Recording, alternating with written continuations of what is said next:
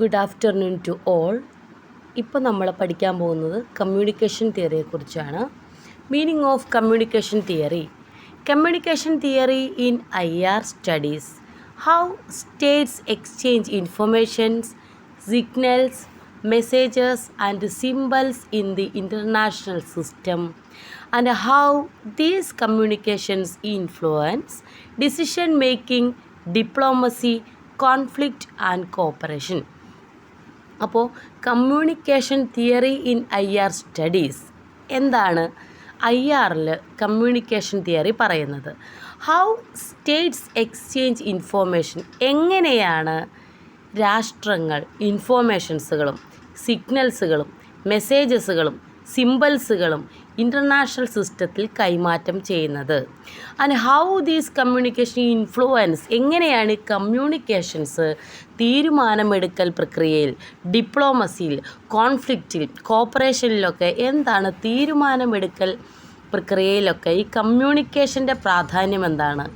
In international politics, misunderstanding or distortion of communication can lead to conflicts, wars or diplomatic failure, while effective communication promotes peace and cooperation. അല്ലേ, ശരിയായ communication international പൊളിറ്റിക്സിൽ നടന്നാൽ അത് പീസിലേക്കും കോപ്പറേഷനിലേക്കുമായിരിക്കും വഴിമാറുന്നത്.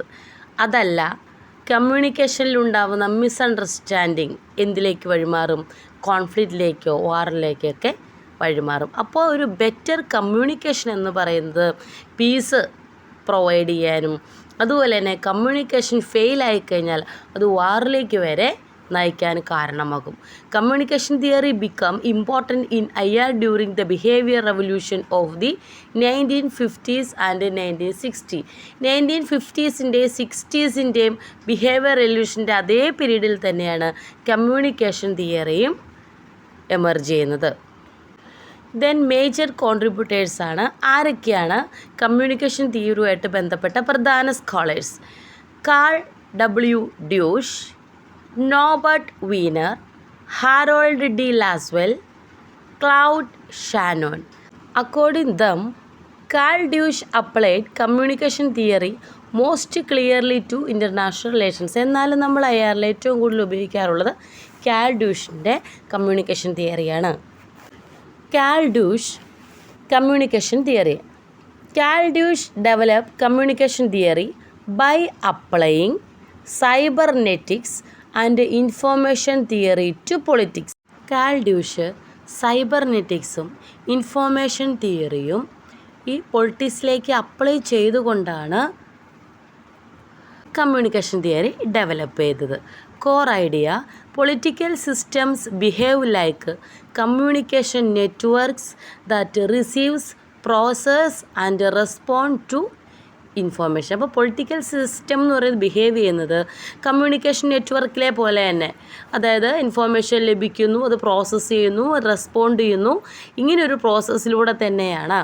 A political system survives and functions effectively only if information flows properly within it. അപ്പോൾ political system നിലനിൽക്കുന്നത്, political system തന്നെയല്ല ഏത് സിസ്റ്റവും നിലനിൽക്കുന്നത്, അതിൻ്റെ ഫങ്ഷൻ എഫക്റ്റീവായിട്ട് ഫങ്ഷൻ നടക്കണം. അപ്പോൾ ഇൻഫോർമേഷൻ പ്രോപ്പറായിട്ട് അതിനുള്ളിൽ ഫ്ലോ ചെയ്താൽ മാത്രമേ ആ സിസ്റ്റം മുന്നോട്ട് പോകുള്ളൂ. കാൾ ഡ്യൂഷിൻ്റെ ഡെഫിനിഷനാണ് politics is a process of communication and control within a system. അല്ലേ, പൊളിറ്റിക്സ് എന്ന് പറയുന്നത് എന്ത് തന്നെയാണ്? It is a process of communication and control within a system. അടുത്തത്, states act based on information received from their environment and other state. ഒരു state, ഒരു രാഷ്ട്രം പ്രവർത്തിക്കുന്നത് എങ്ങനെയാണ്? അതിൻ്റെ ചുറ്റുപാടിൽ നിന്നോ അതുമായി ബന്ധപ്പെട്ട സ്ഥലങ്ങളിൽ നിന്നോ കൃത്യമായി ഇൻഫോർമേഷൻ റിസീവ് ചെയ്യുന്നതനുസരിച്ചാണ് ഒരു രാഷ്ട്രം അതിൻ്റെ കാര്യങ്ങളെല്ലാം ചെയ്യുന്നത്. Key concepts in communication theory. ഒന്നാമത്തത് ഇൻഫോർമേഷനാണ്. Information refers to messages or signals transmitted between actors in the international system. അപ്പോൾ ഇൻഫോർമേഷൻ എന്ന് പറയുന്നത് ചിലപ്പോൾ ഒരു മെസ്സേജ് ആകാം, അല്ലെങ്കിൽ അത് സിഗ്നൽസ് ആകാം, അത് ഇൻ്റർനാഷണൽ സിസ്റ്റത്തിലെ ആക്ടേഴ്സിനിടയിൽ ഇത് ട്രാൻസ്മിറ്റ് ചെയ്യുകയാണ്. എക്സാമ്പിളാണ് diplomatic messages, intelligence reports, international negotiations etcetera. അപ്പോൾ ഒന്നാമത്തെ കീ കൺസെപ്റ്റ് എന്താണ് കമ്മ്യൂണിക്കേഷൻ തിയറിയിൽ? ഇൻഫോർമേഷൻ. അപ്പോൾ നമ്മുടെ കയ്യിൽ ഒരു ഇൻഫോർമേഷൻ ഉണ്ട്. രണ്ടാമത്തത് ഫീഡ്ബാക്കാണ്. Feedback means responses or reaction to a message or action. ഞാൻ അങ്ങോട്ട് കൊടുത്ത ഇൻഫോർമേഷൻ അല്ലെങ്കിൽ ആ മെസ്സേജ് അല്ലെങ്കിൽ ആ ഒരു സിഗ്നലിന് എങ്ങനെയാണ് അവർ റിയാക്ട് ചെയ്യുന്നത്, എങ്ങനെയാണ് അവർ റെസ്പോണ്ട് ചെയ്യുന്നത്, അതാണല്ലോ ഫീഡ്ബാക്ക് എന്ന് പറയുന്നത്. It helps states adjust their policies, അല്ലേ? ഇത് അനുസരിച്ച് സ്റ്റേറ്റ് അവരുടെ പോളിസീസ് അഡ്ജസ്റ്റ് ചെയ്യും. Example, if one state impose sanctions and another retaliates, this reaction become feedback. അതായത് ഒരു സ്ഥലത്തുനിന്ന് പ്രതിരോധം ഏർപ്പെടുത്തുന്നു, അതുപോലെ മറ്റൊരു സ്ഥലത്തുനിന്ന് നമുക്ക് പോസിറ്റീവായിട്ടുള്ള ഒരു സാങ്ഷൻ വരുന്നു. ഇത് രണ്ടും ഫീഡ്ബാക്ക് തന്നെയാണ്. Communication channels are medium through which information flows ചെയ്യുന്ന മീഡിയംസ് ആണ് ചാനൽസ് എന്ന് പറയുന്നത്. Examples diplomacy, international organisation, media, intelligence network, ഇതൊക്കെ കമ്മ്യൂണിക്കേഷൻ ചാനൽസാണ്. ഇനി അടുത്തതാണ് decision making. Communication helps policy makers collect information and choose appropriate foreign policy actions. അപ്പോൾ ഈ ശരിയായ വിധത്തിലുള്ള കമ്മ്യൂണിക്കേഷനാണ് പോളിസി മേക്കേഴ്സിനെ ഇൻഫോർമേഷൻ, അതായത് അപ്രോപ്രിയേറ്റ് ആയിട്ട് ഫോറിൻ പോളിസി ആക്ഷൻസ് ചൂസ് ചെയ്യാൻ ഹെൽപ്പ് ചെയ്യുന്നത്. Without reliable communication decision making become irrational or risky, അല്ലേ? കൃത്യമായിട്ടുള്ള കമ്മ്യൂണിക്കേഷൻ ഇല്ലെങ്കിൽ ഡിസിഷൻ മേക്കിംഗ് എന്ന് പറയുന്നത് ഇറേഷണൽ ഓർ റിസ്കി ആകും. അടുത്തത് കൺട്രോളാണ്. Control refers to the ability of a political system to regulate its behaviour using information and feedback. നമുക്ക് ലഭിക്കുന്ന ഇൻഫോർമേഷനും ഫീഡ്ബാക്കും ഉപയോഗിച്ച് ഒരു പൊളിറ്റിക്കൽ സിസ്റ്റത്തിൻ്റെ ബിഹേവിയറിനെ കൺട്രോൾ ചെയ്യുക, അത് റെഗുലേറ്റ് ചെയ്യുന്ന അതിനുള്ള എബിലിറ്റിയാണ് നമ്മൾ കൺട്രോൾ എന്നതുകൊണ്ട് ഇവിടെ ഉദ്ദേശിക്കുന്നത്. States use communication to maintain stability and order. ഇപ്പോൾ സ്റ്റെബിലിറ്റി ഓർഡർ മെയിൻറ്റെയിൻ ചെയ്യാനായിട്ട് സ്റ്റേറ്റ് കമ്മ്യൂണിക്കേഷൻ ഉപയോഗിക്കും. കമ്മ്യൂണിക്കേഷൻ പ്രോസസ് മോഡലാണ്. Communication theory explain political communication using a process. എന്തൊക്കെയാണ് പ്രോസസ്സ് നോക്കുക. ഒന്നാമത്തത് സെൻറ്ററാണ്. ഗവൺമെൻറ്റോ ഒരു പൊളിറ്റിക്കൽ ലീഡറോ ആയിരിക്കും ആ സെൻറ്റർ. രണ്ടാമത്തെ മെസ്സേജസ് ആണ്. ആ മെസ്സേജ് എന്ന് പറയുന്നത് ഇൻഫോർമേഷൻ ആയിരിക്കാം, അല്ലെങ്കിൽ ഒരു ഡിപ്ലോമാറ്റിക് ആയിട്ടുള്ള സിഗ്നൽ ആയിരിക്കാം. മൂന്നാമത്തത് ചാനൽ, മീഡിയം ഓഫ് കമ്മ്യൂണിക്കേഷനാണ്. നാലാമത്തത് അത് റിസീവറാണ്, അനദർ സ്റ്റേറ്റ് ആയിരിക്കാം, അല്ലെങ്കിൽ ഒരു ഇൻ്റർനാഷണൽ ആക്ടർ ആയിരിക്കാം. 5 അതിൻ്റെ feedback, response from the receiver. അതാണ് ഈ കമ്മ്യൂണിക്കേഷൻ പ്രോസസ് മോഡൽ എന്ന് പറയുന്നത്. അപ്പോൾ നമ്മൾ സാധാ മെസ്സേജ് അയക്കുന്ന പോലെ സെൻഡർ ഉണ്ട്, മെസ്സേജ് ഉണ്ട്, ചാനലുണ്ട്, റിസീവർ ഉണ്ട്, ഫീഡ്ബാക്ക് ഉണ്ട്. എക്സാമ്പിളാണ് ഡിപ്ലോമാറ്റിക് നെഗോഷിയേഷൻ ബിറ്റ്വീൻ 2 സ്റ്റേറ്റ്സ്.